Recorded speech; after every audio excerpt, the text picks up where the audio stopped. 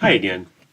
And I've been helping people with investing and retirement planning for over 25 years. And from that time, I've learned one basic rule that I think everybody should follow as an investor, and that is never trust the markets.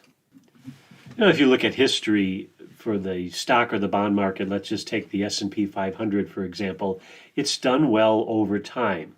There's been some volatility, but a long-term investor again, historically has done just fine.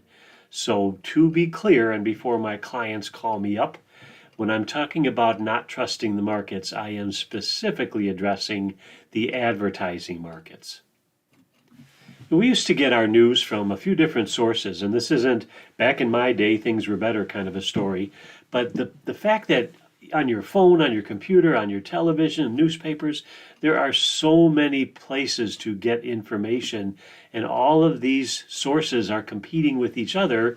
And the way they stay in business is by selling ads.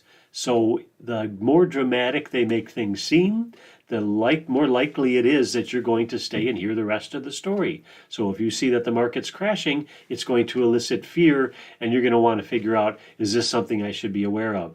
Please don't forget that underlying message that, yeah, they're telling you the market's crashed, but what they're really saying is stay tuned and listen to a word from our sponsor. So as someone who coaches and advises others on long-term investing, I would just like to remind you to stick to your rules. I mean, if you have a plan, you're trying to invest for a period of time, and you're looking for a certain rate of return, understand that with different types of returns come different levels of volatility. So once you get to those levels, remember, you've accepted those, but the timeline should match.